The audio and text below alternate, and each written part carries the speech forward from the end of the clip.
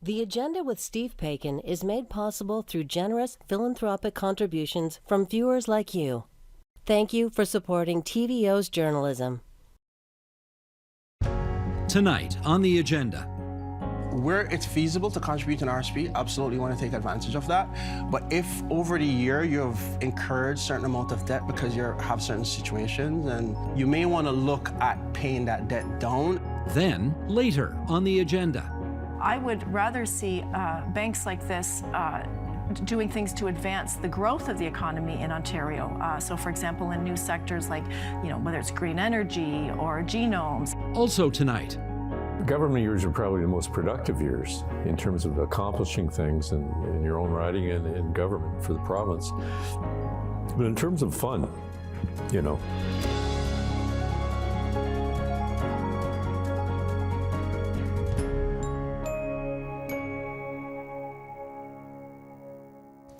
Every February, Canadians make tough choices in advance of the Registered Retirement Savings Plan deadline.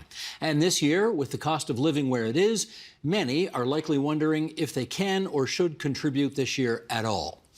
Let's get you some advice from Anthony Gordon. He's a certified financial planner and the author of The Art of Retirement, the Canadian Guide to Retirement and Beyond.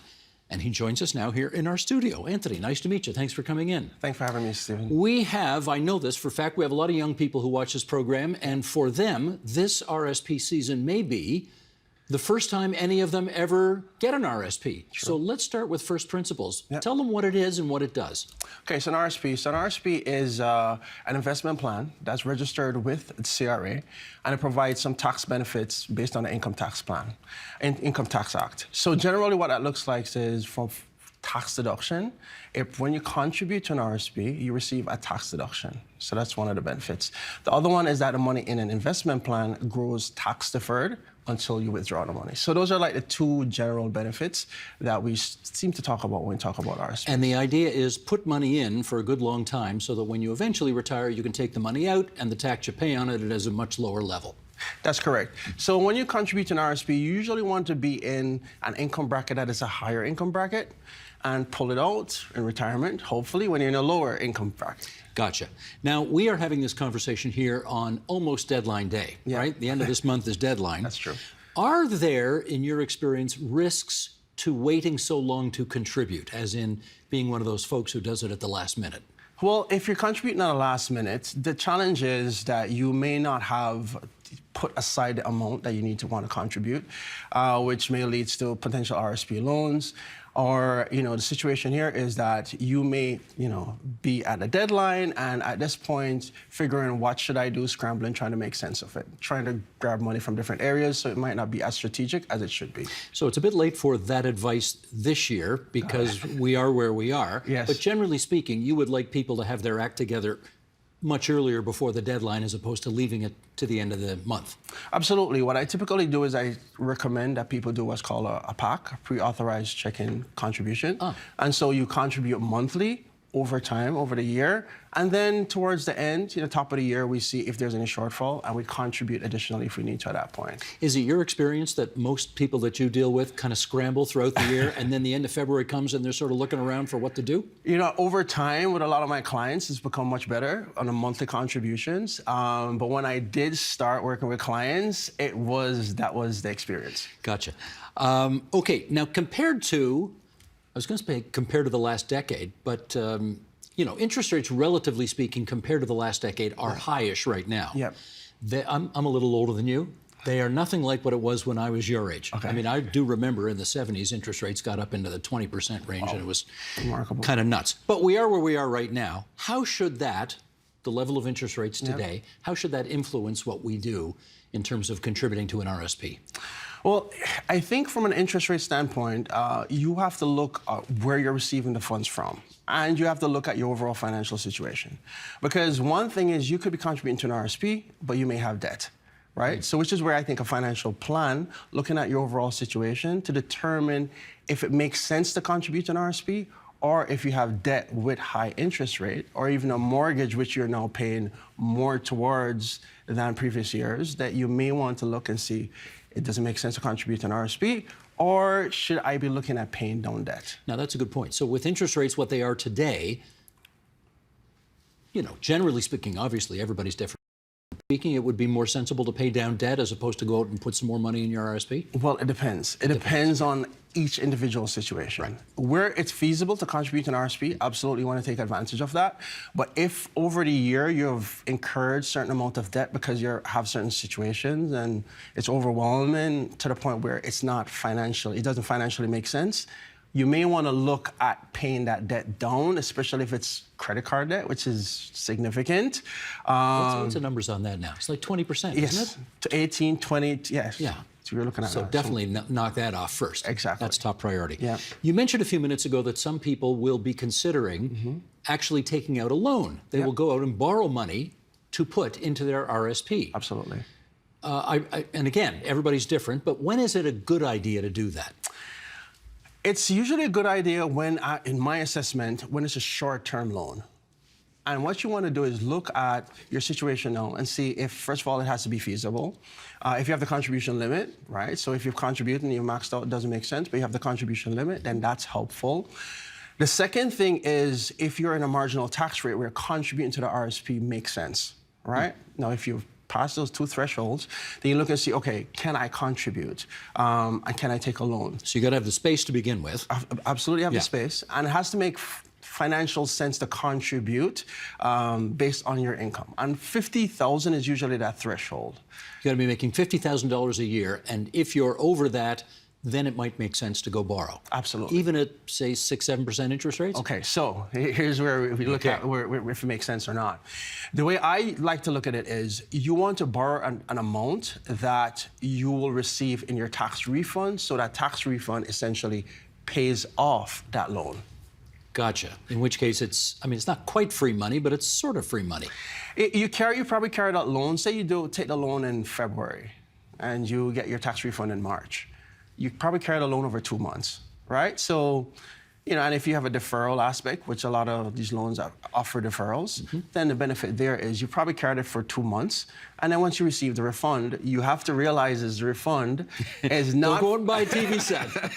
I was just want to say, your refund is not a sign from the universe that you should tick off going to the grill in Jamaica because it's on your vision board. It's because we had a plan in place for you to take that refund and to pay off that loan. So there's a human behavior aspect to this, but if all things hold, that's exactly what you want to do. Now, Anthony, I'm guessing you raised that because you know people who have actually done that. 100%. We have had the plan in place, but when the refund has actually hit the account, you know, different things become priority.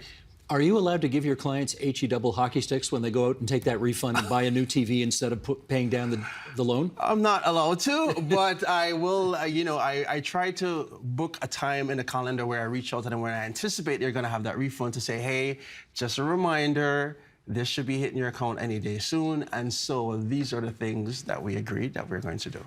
This is not found money. Be responsible. Pay down debt. Exactly. Okay. All right, so there are circumstances, as you've just described, where it does make sense to borrow in order to top up an RSP. Yeah. Give me the other side of the coin, where it really is not a good idea to go out and borrow to top up your RSP. Okay, so here's the thing. You borrow to put money in an RSP, and you're carrying that interest rate over, say, a year or two. No, here's the thing. You have an RSP. You hope that it does well, of course. Past performance doesn't determine future performance, but here's the thing. If you borrow and you're carrying that loan for an extended time, and the interest, by the way, is not deductible, and then you have an RSP that, for whatever reason, is not performing well, and you have a loan that is, say, prime plus. Prime right now, I believe, is 7.2%. So plus is going to, you know, extraordinarily high. It's getting up there. Exactly, and you have an RSP that's not performing well. And what it does is it creates financial anxieties. And quite frankly, the world as it is, a lot of people are dealing with financial anxiety, and this is one additional thing. So what you want to do is not be putting yourself in that situation where you have interest that's being carried on for investment that potentially may not perform. And I know the goal is to invest in the long term, but still, it doesn't prevent the financial anxieties that may come with that. So have you got clients to whom you have said, you know, under other circumstances, I'd recommend borrowing to top up your RRSP, but not you. You shouldn't do it. So there's a formula actually. There's a numbers formula to see if it makes sense or not. And even then, because the way I look at RRSPs, the way I look at all of these tax vehicles, not tax vehicles, these financial vehicles, they're all part of a plan. So you look at your financial strategy generally from a holistic standpoint, and you look at what you're doing and see if that fits within the plan. Now, there are certain instances where, from a numerical standpoint, it may make absolute sense, not that carrying the long-term loan makes sense, where you will sit with an individual and it will provide them an anxiety that it doesn't make sense to actually use that strategy, which is where I think it's not just looking at these things individually, but looking at it at a holistic standpoint. Anxiety is a big part of financial planning, isn't it? Huge part of it. It's a huge part of being a human, and particularly where finances are concerned, it's a huge part of it. Right on. Now, first-time home buyers can use their RRSP savings to help finance a home down payment. That's correct. I get it. Yes. Yep. Okay. So how helpful is this vehicle in the interest of doing that? So here's the thing. It's a great vehicle if used properly. So you have $35,000 and you have to pay that back over 15 years. Here's the thing. Again, this is where I always sit with clients, from a holistic standpoint, does it make sense? Because it may get you to the finishing line, the crossing line to purchase that home, but do we have enough buffer, heaven forbid, if you were to lose your job? If you have expenses that, emergency expenses that come about. And a lot of times we say, hopefully it doesn't, but we know how that turns out. Things happen, and it always happens. Something always comes about. So you want to know that even if you're using it, that you have some buffer in addition to that. You don't want to use that as okay, I'm barely getting there, and then 6 months in, you've somehow lost your job, and it takes, if you're in a vulnerable situation. So you want to be able to look and see if it makes sense again, given your circumstances. But it is very helpful in certain situations, for sure. Gotcha. Let's finish up on this. Are there other ways that RRSPs can help you before you retire? Okay, so RRSPs before you retire. So you have also, you could, if you're, you want to get a university degree, or if you want to do a master's program, there are ways that you could take from your RRSP. Because generally when you take from your RRSPs, it's treated as ordinary income. It's general rule. And the exception is for home buyers plan, or if you're using it to fund higher education. So it's not just for the after 65 that the money could be useful to you. It could be useful before that. For sure. And there are years too where you strategically, again, this is where you look at it from a holistic standpoint, where you have down years where from an income standpoint, you are in a lower marginal tax rate. You may take some time off, or you've lost your job, where you could pull from that RRSP in the lower income years, and you could transition that money and put it in, say, for example, a TFSA. So from a strategic standpoint, you may want to do that because you may have done extraordinarily well in those RRSPs, and you say, you know what, the benefit is, now I'm in a lower bracket, I could take that from a strategic standpoint, tax efficient, now I'm thinking about retirement, because when you pull from your RRSPs in retirement, or if you converted it to a RIF, which you have to do by age 71, end of the year by age 71, you may have benefits that may be affected depending on how much RRSPs you're receiving or how much you're taking from your RIF. You know what, I want to sneak in one more question. Financial literacy, it's huge. How well are we doing on that as a society? Here's the thing. I think in the last couple of years, people have become more aware of it, and there's more information being disseminated. I think generally, I don't think we do enough as a society. I've gone and I've spoken to high school students. I actually teach financial planning at a college level. And the thing I realize is some of the basic things are just not known. Just like how do you calculate net worth or cash flow, just basic budget. So we need to do a lot more, and it cannot be a one-off. Meaning, it's great that you go in and talk once a year, but this has to be something as a part of a curriculum where it's constant, right? Because it takes a while, and hearing it just once, I don't think it's enough. It has to be part of a program where it's almost institutionalized, where we learn this generally. So you are so right. Anthony, thanks for coming in tonight. That was a big help. Same here. That's Anthony Gordon, financial planner, certified financial planner. You can also learn more in his book, The Art of Retirement, The Canadian Guide to Retirement and Beyond. Thanks, Anthony. Thank you, Steve.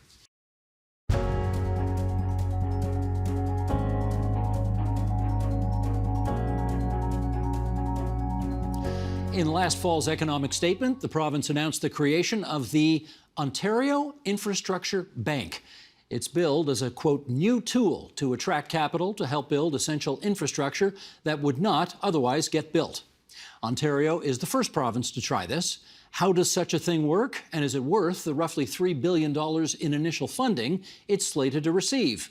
With us to explore that, let's welcome, in Hamilton, Ontario, Thomas Memoir, Professor of Political Economy at McMaster University, and here in our studio, the MPP for Don Valley West, Stephanie Bowman, who is the Liberal finance critic, but more importantly, for the purposes of this discussion, a former senior executive with Scotiabank, a partner at Ernst & Young, and a member of the board of the Bank of Canada.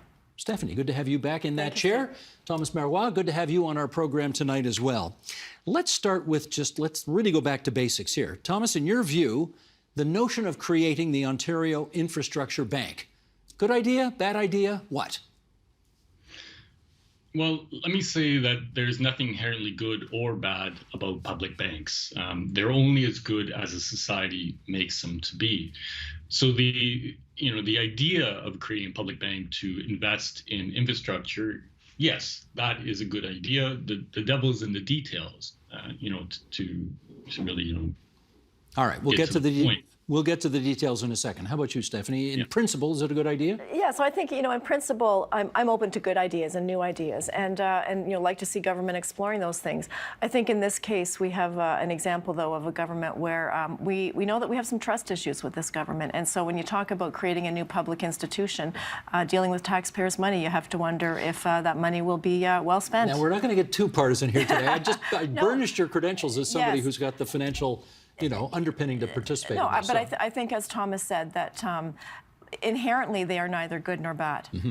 And so really what it comes down to is what are they set up to do? And I can talk more about that in terms of what I would have liked to see this bank set up to do. Okay, well, Thomas, if the devil's in the details, what are the details that you have your eye on at the moment? Well, actually, going back to Stephanie's question of trust, that is, for me, first and foremost, the question. And that's a question of governance. And the detail on that really needs to be filled out. And it's early days, but what is vital is when you create these infrastructure banks, that they have capacity and mechanism, institutional rules that draw in accountability and ensure transparency to the general public, but also ensures that the community is heard, that the affected communities that are going to benefit or not from the investments in infrastructure have a voice over that infrastructure and the conditions under which it's financed or not financed. And that is missing. And I think the future of the governance of the Ontario Infrastructure Bank is the linchpin. If you get that wrong, everything from there becomes a magnifying problem. Do you sign on to much of that, all of that? I do. I think about, talking about public institutions. You look at the Bank of Canada, where the governor of the Bank of Canada is completely independent from the finance minister. And of course, there was some dealings on that a number of years ago. And that was really the push to make sure that governor role was independent from government. So I think that is where, again, we will have some questions around how independent will this bank be from government's influence and decision making. And that's really, again, comes back to the processes, the mechanisms, the mandate and authority that the CEO and board are given. And when does cabinet or the finance minister, when would they be involved in decisions around deals? Given that they've created it, though, how do you ensure that it does stay independent? Well, I think, some of the ideas that I would have are making sure that there's transparency around limits, limits for the kind of deals that get done, as well as the sectors that they're investing in. So again, when we look right now at the sectors that they're targeting, long-term care homes is one example that concerns me. There's already lots of capital available to invest in long-term care homes in the private sector. That is happening today. So the question becomes, what need for there is more capital to go into that sector, and so that then begs the question of, is there a different motive, and for why long-term care homes are one of the target sectors for this bank? Thomas, where are you on that issue of limits and sectors? Well, I actually want to go back to the question of independence. So I have a very different view on this. So I worked and studied with public development banks around the world. There are more than 900 still in existence. Combined, they have over $49 trillion in combined assets, total assets around the world. These are nothing new. They are nothing unique. And the governance models vary. And in fact, the best run and most effective infrastructure banks or investment banks are ones that combine government representation alongside strong societal representation and clear roles for small, medium-sized enterprises, for municipalities, for workers, and specific rules around gender equity and so on. And what you need to create a catalytic public bank is a connection between government and society in general that then can co-create the objectives and fund the necessities of society. I think the independence is a false independence. You don't want the government to have a direct control and to shift and say what the bank can do at any given time.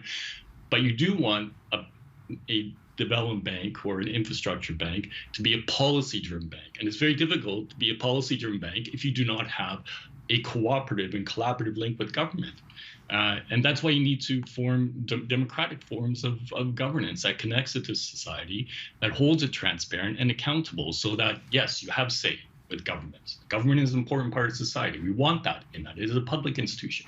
But you also must be held to account directly to those sectors of society that are going to be impacted. So I'm not, independence is a big word. But I think the bigger word is democratic and holding it to account. And let me find out what that means. Stephanie, with you on this one.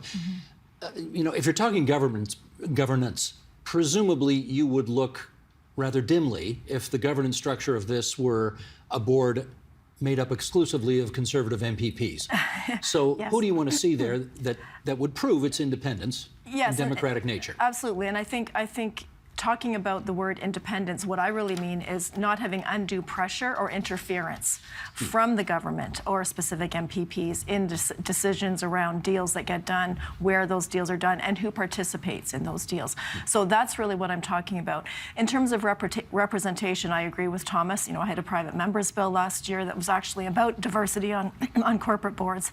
And so I would echo his sentiments around having representation from groups who are able to look at the criteria around, does this deal or a deal in front of the team advance the public interest that is, again, part of the mandate of the bank. So I think that comes back to what is the mandate of this bank, and again, some of the sectors that they're focused on.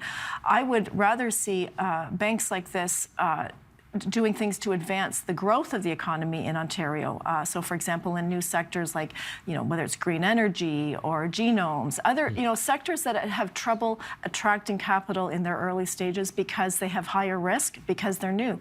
And so governments can actually play a very effective role, and have around the world, in developing those sectors, for example, high tech. Do you have any reason to believe that won't be part of the mandate of this new bank? Well, this is, again, Steve, I guess where I have to get a little bit, political. And but I mean, really, I'm here to make sure that the government's held to account.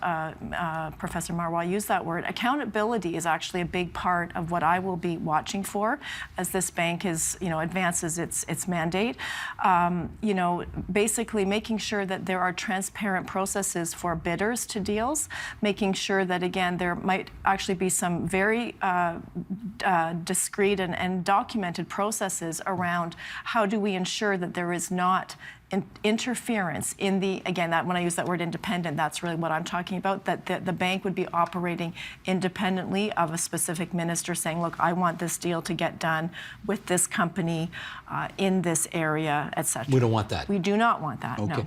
No. Thomas, can I get you on that? For example, what kinds of, you heard Stephanie say that there are some things that she would like to see the bank get into that it may not typically deal with, genomics, futuristic stuff like that.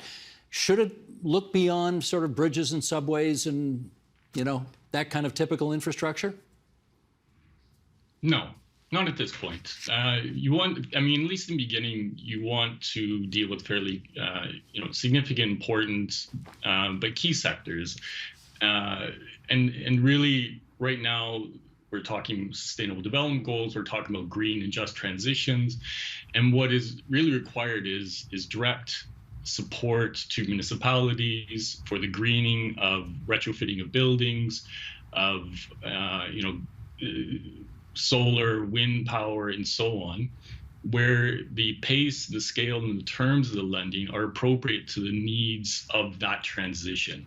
And that is the urgent task right now. That's the urgent global grand challenge that we must all, come to terms with, which is, ensuring the future sustainability of our planet. And that means decarbonizing. And so decarbonization is really the key issue right now, and ensuring that the funds are going into that sector. And this is where a public bank can have an immediate and catalytic impact by really bending the sector and enabling that kind of investment.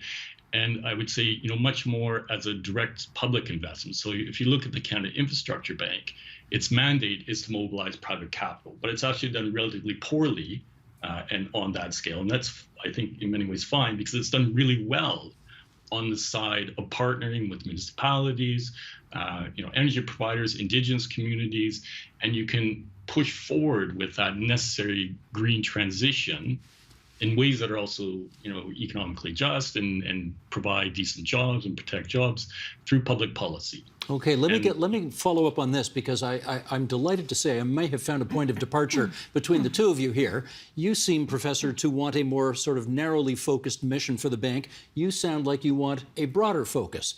Who's right? Well, I think what I would say is that there's no evidence so far that this government is prioritizing decarbonization initiatives. And so I agree with the professor that the Canada Infrastructure Bank is doing that and doing it well. And so that is actually the kind of goal I would like to see in this infrastructure bank.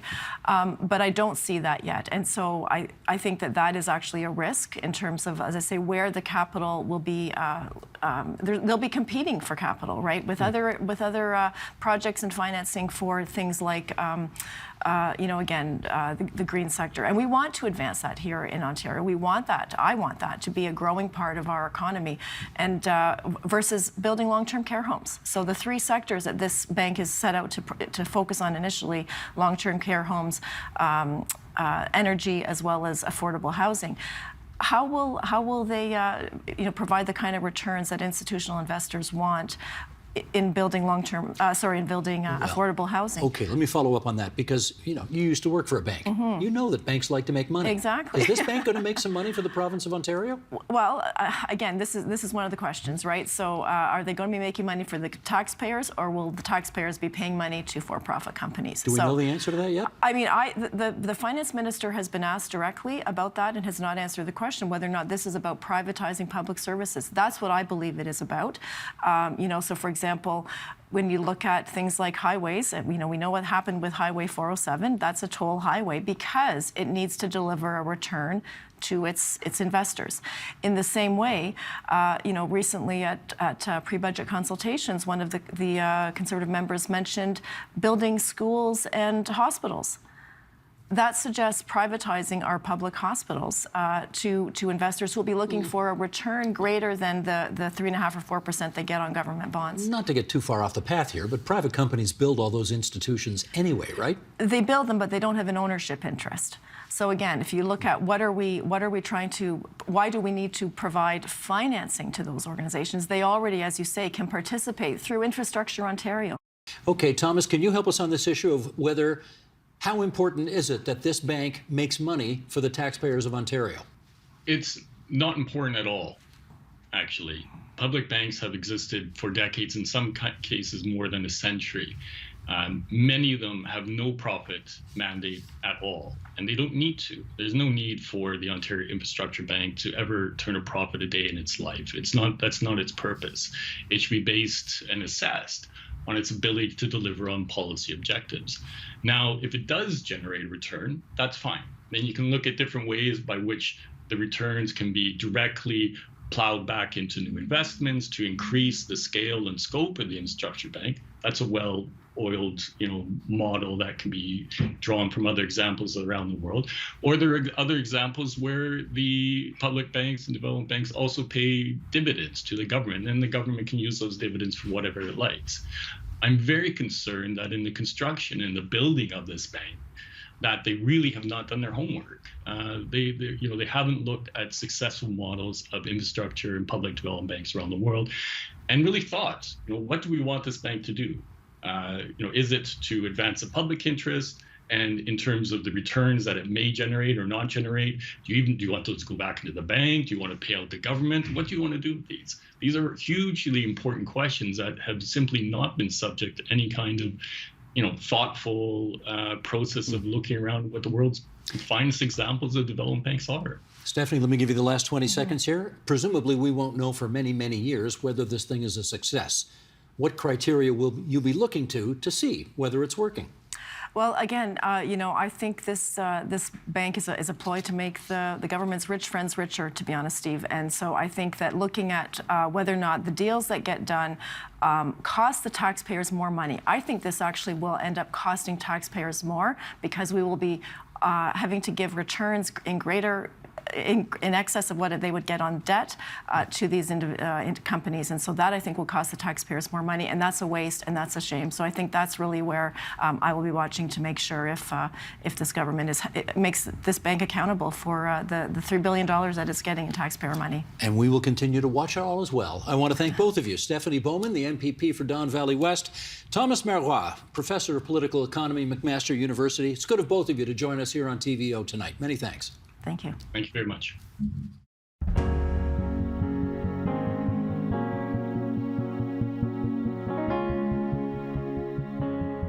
Well, in 2016, the United States elected a guy who was sort of a populist on steroids. And you may think that this was the first time that rampant populism had taken hold on the North American continent. It happened 90 years ago right here in the province of Ontario. Let's talk about Mitch Hepburn. Mitch Hepburn was an MPP from southwestern Ontario, and he was, I guess you could call him the boy premier. He became Premier of Ontario in 1934 at the age of 37, and he campaigned on a whole bunch of ideas designed to create a populist furor across the province of Ontario. One of the first things that he decided to do was, he said, all the cabinet ministers who have limousines and drivers, we're getting rid of those. Also, Lieutenant Governor, I know you've got this beautiful home called Chorley Park in Toronto. Guess what?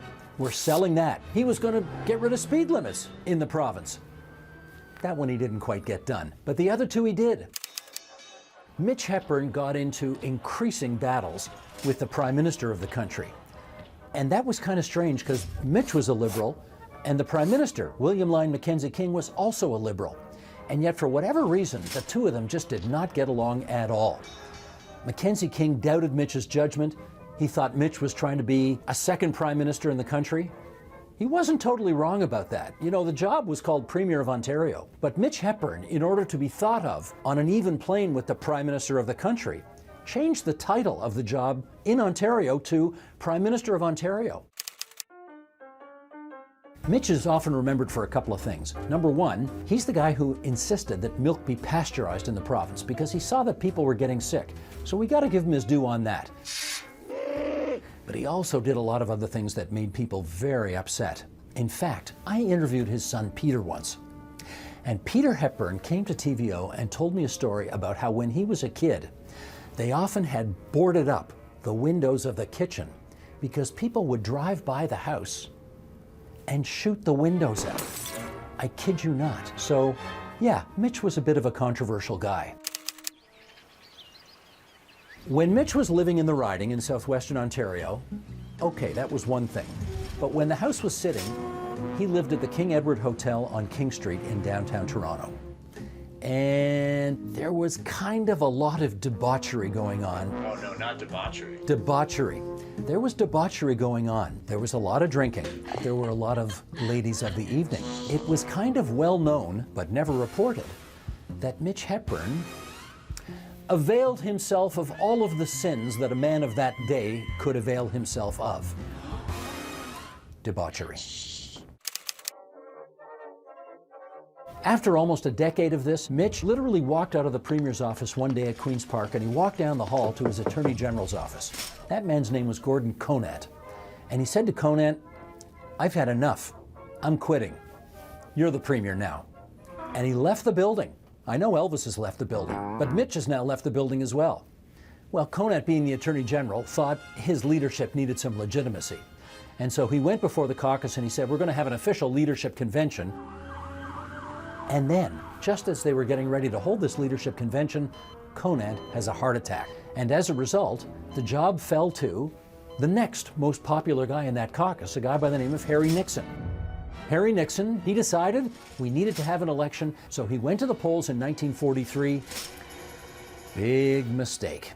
All of Mitch's antics, all of the crazy surrounding the Hepburn government, those chickens came home to roost.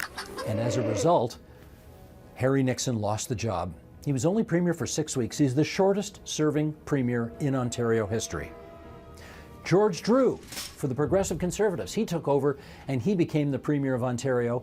And all of those antics from the Hepburn years begat 42 straight years of Conservative rule in Ontario. Drew, and then Frost, who won 3 straight majorities in the 50s, and then John Robarts, who won 2 straight majorities in the 60s, and then Bill Davis, who won 4 straight elections in the 1970s and 80s. A 42-year-long Tory dynasty. We used to joke at Queen's Park, there's only 2 parties in the world that you can't beat: Enver Hoxha's Communist Party in Albania and the Conservative Party of Ontario. But it all starts with Mitch Hepburn back in '34, the boy Premier, the populist on steroids, who comes in and has some legislative victories, but is often remembered today as one of the more unusual people, let's put it that way, to hold that office.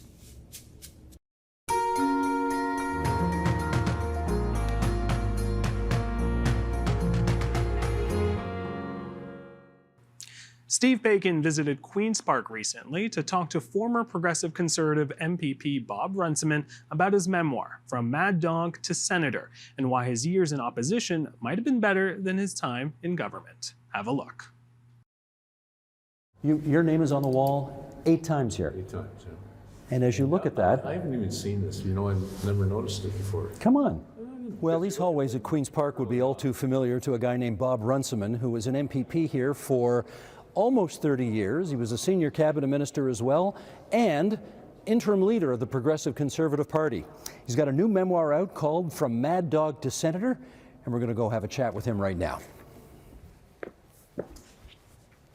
Gave a nice little speech and said he didn't agree with everything in the book, but No kidding. yeah. He might have agreed with what you said about Bill Davis, though. I want to start on the very first page of the book, which in some respects is typical, but in other respects, it's about a subject that I think very few people would associate with you, Mad Dog Runciman. Yeah. Because you tell us on page 1 that you see a therapist. And people from your generation often don't do that. No. So how come? Well, it was really surrounding the death of my wife, and we were married for 56 years, and she was not just a huge part of my life, but also of my political career. I mean, she was a natural as a political spouse. I don't think you could get any better in that role, and because of the circumstances of her death, she was terminally ill, but she died as a result of an accident, and I just had a really tough time coping with it, and so I started to see a psychologist, and you know, and I would occasionally tell her stories about my political life, and she was more or less fascinated by these stories, and she would often say, you know, Bob, you should be writing something about this. And then finally she said, Bob, you know, I think this would be great therapy for you. You don't have to publish anything or whatever, but just start writing these stories down. So that's what I did, and it kind of grew from there. Well, let's start telling some of these stories, because your political career goes back more than 50 years. You started as I guess your first victory was on Brockville City Council. Yes. As a 30-year-old. And you write in the book that you say you thought your heart was going to burst right out of your chest when you had to speak at council. And again, that is not the Bob Runciman that I think most people think they know. So what's going on there? Well, I think I'm very much, I've kind of grown out of it to a significant degree, an introvert. And I was not a natural public speaker. I tried to become one. I took courses in public speaking and all that, but I don't think I became really comfortable in terms of getting up and speaking without notes and talking about issues that way until we were in, I guess it was the '87 election. After that, we were down to, I think, 16 members. You guys got wiped out in that election. Yeah, we did. And so we were the third party, and a few of our members were reluctant to speak, and they ended up not running again. So there's a handful of us that had to carry 2 or 3 portfolios and speak in the House all the time. And you've been an MPP for 6 years already at this point. Yeah, and I had gotten used to it, but that really, in terms of when you're in government, you're usually speaking to prepared notes and prepared texts. But when you're in that role, you didn't have the staff to work on that kind of research. You had to do a lot of it yourself. And you would have newspaper articles you would quote and then kind of expand on them with your own views, or hopefully your party's views. Well, I got another example of this, because 1981, that's your first election, yes, right, for Queen's Park, you ran for the PC nomination in the riding of Leeds. And apparently you are so nervous when you have to give your speech, you sneak out of the hall and have a couple of belts of vodka. Yeah. Same thing, just nerves? It was nerves. I was, a basket case. And and I don't know whether that actually calmed me down or it was just the idea of it. But when I get up to speak, I put my notes aside and stood beside the podium. I had it memorized. I'd read it and rehearsed it so many times. And I think, I got enormous positive feedback after that. This is the one guy who can do this sort of thing, but they didn't know the backstory. But no, I was quite, I see these young guys nowadays and just, in their 30s and you just get up and talk about anything. And that wasn't me at all. I had to learn the trade, if you will. Yeah. So when you won in 1981, the premier of the day was Bill Davis. He had just won his 4th straight election. Yeah. What did he think of you? I really don't know. That's not what you say in the book. Well, I think he had difficulty with me, and they were concerned about me. Because of my opposition to Suncor initially. This was the private oil company that the government purchased. The government purchased, and it was a bit of a story, and it was an opposition issue, and I ended up, in some respects naively, speaking against the purchase, and that was quite a story at the time. And I think that from the Davis perspective and the people around him, I think that unnerved them to some degree, and I know there was another issue when they were closing a facility in my riding that Frank Dre was, I think, the labor minister at the time. So they had a meeting with Frank Dre and the premier to talk about this closure, and they wanted to make sure that I was going to react appropriately, and that's not in the book. But I think that they were, and I was much more cautious about stepping out of line. I mean, I would express my views in caucus if I felt strongly enough about it. But I think I explained in the book, it was more or less accidental. It was kind of a city council kind of response where you're not tied into a party line. And I just expressed my concern about the government getting into the oil business. Well, Bob Eaton took it a little more personally than that, didn't he? What did he almost do? He was another MPP in your caucus. Yeah, he was a member of the cabinet without portfolio, and we had a reception, a caucus reception, and I think Bob had a little more. Had a few beverages? Liquid refreshment, and wanted to. More than verbally assault me. Did he not take a swing at you? He came close. He wanted to take a swing at me, came towards me, and one of the other MPPs intervened and held him back.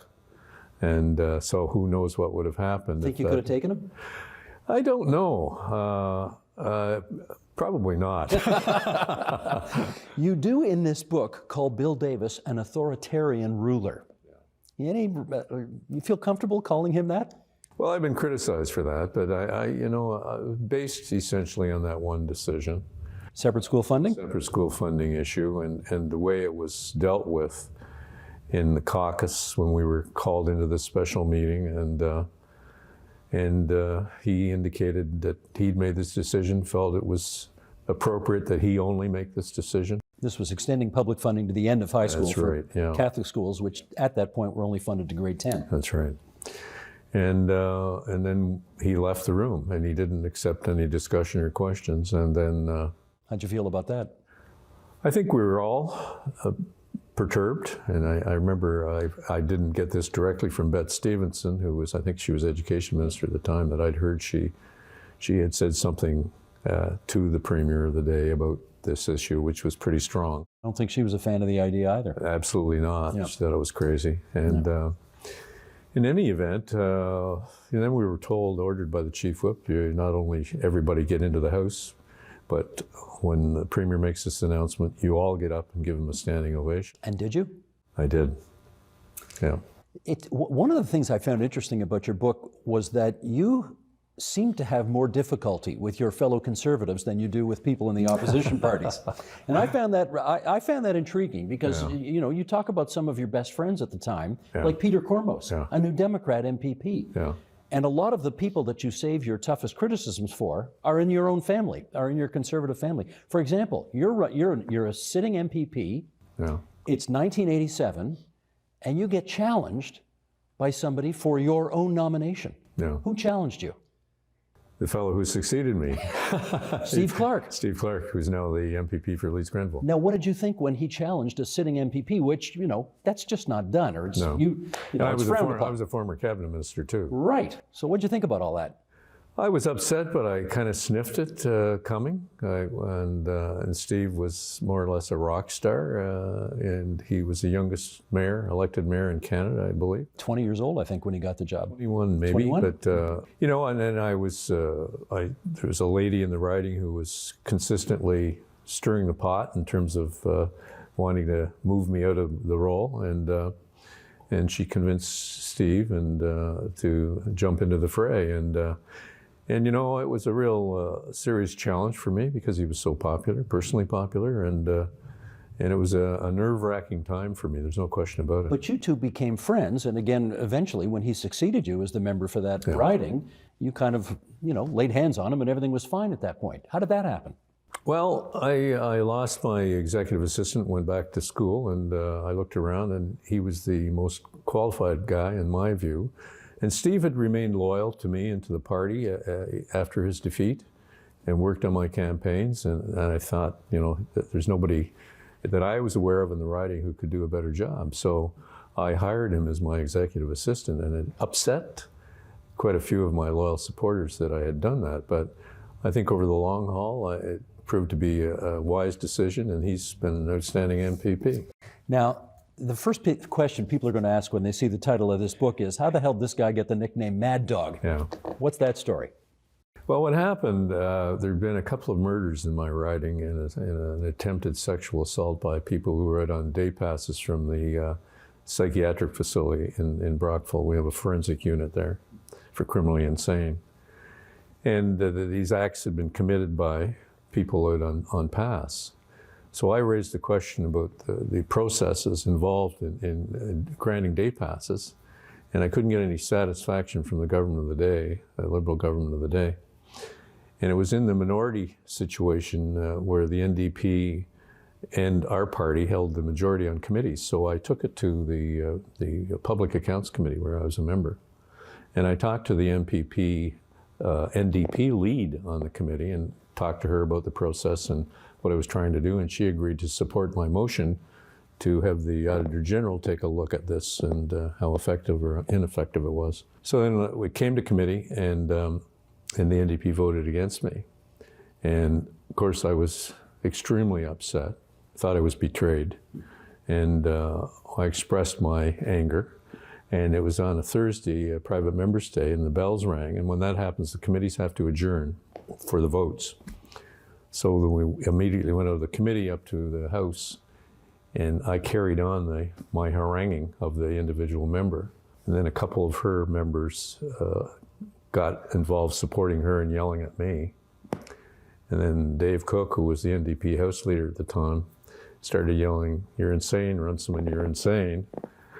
And then the Speaker asked me to calm down. Hugh Hedigoffer, a great guy. And I obviously had lost it. So he did what he had to do, and he had me removed from the chamber.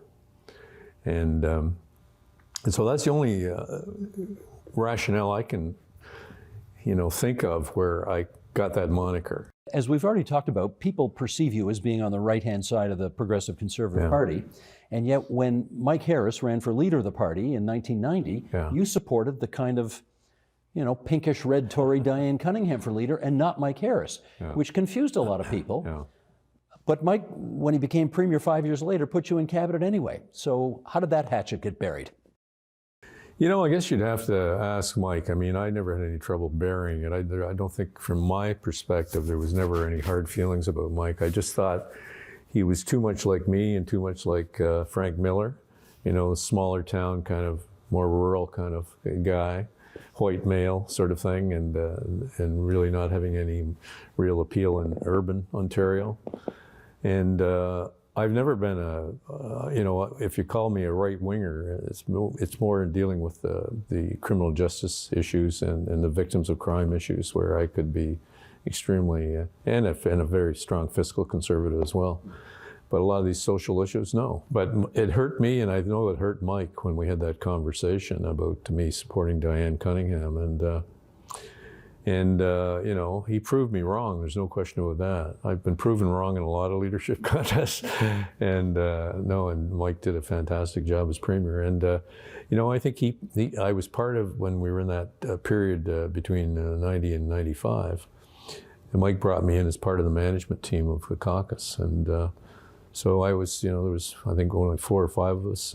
Ernie was the House Leader, and Norm Sterling was the caucus chair, and I was the chief whip, plus a couple of staffers on that management team. So I think that helped as well, and sort of, and I think I did a very effective job as the critic. Well, funnily enough, I have a quote here about those years. So let me read this quote. "For me," you write, "the 90 to 95 years were the most enjoyable of my 29 years in the legislature.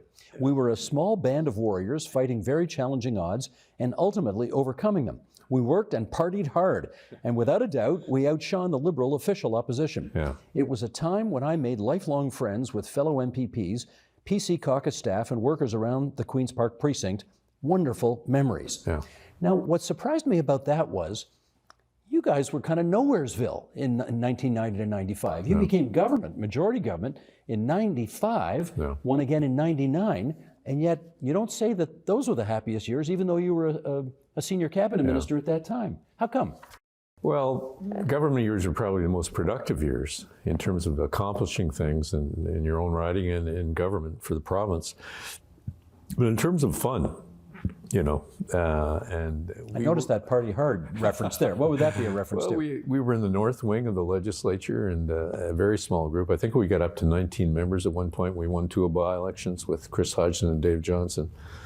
And Diane Cunningham came in there as well at some point. And but we really glued together, and great friendships. I remember when I was first here, walking down the hall, and one of the cleaning staff or something said hi to me or something like that. And anyway, Jeanette said to me, "Bob, you always have to say hello and hi to everybody, and no matter their standing or status."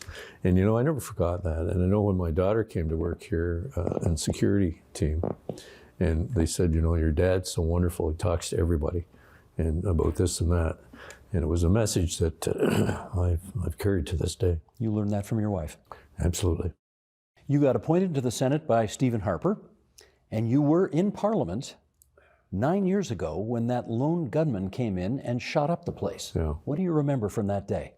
Well, it was a scary time, there's no question about it. And I remember that I made a bad decision, a lot of us did, that we ran to the wall, standing up. And my seatmate in there was Gord Brown, who was the MP for Leeds Grenville. And Gord and quite a number of others did the right thing. They laid down on the floor.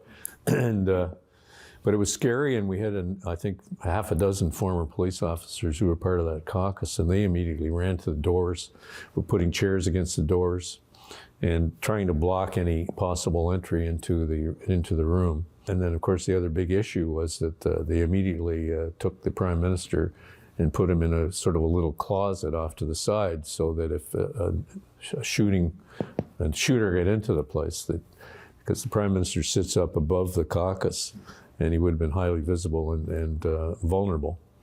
And they did the right thing, but of course there was a lot of public criticism about him hiding, if you will, in a closet. But it was the right thing to do. And but those are the issues that I remember. And then I remember the Sergeant-at-Arms coming in shortly after they escorted the Prime Minister out and saying that he'd shot the individual and killed him. But they still kept us in the room for hours afterwards while they went through the whole Parliament Centre block to make sure there was no one else in there. But it was a memorable day, that's for sure. Yeah. Last question here. You spent almost 30 years in this building as a member of the legislature. Then how many years as a senator? Almost 8. Almost 8. I guess people are going to want to know, ultimately, that's a lot of time in public life. Yeah. Was it worth it?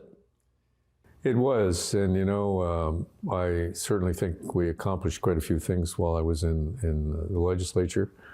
But I think the things you really remember in terms of accomplishment, I introduced the funding for the families of fallen public safety officers who lose their lives in the line of duty.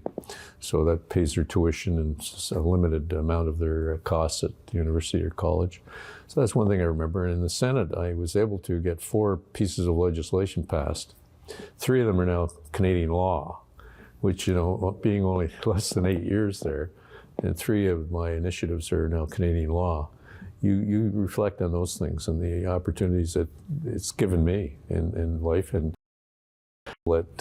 some of them are in the book that, you know, I never would have met folks like that if I hadn't been in the variety of jobs I've had in public life. So no, it's in many respects been a wonderful experience. I can't knock it at all.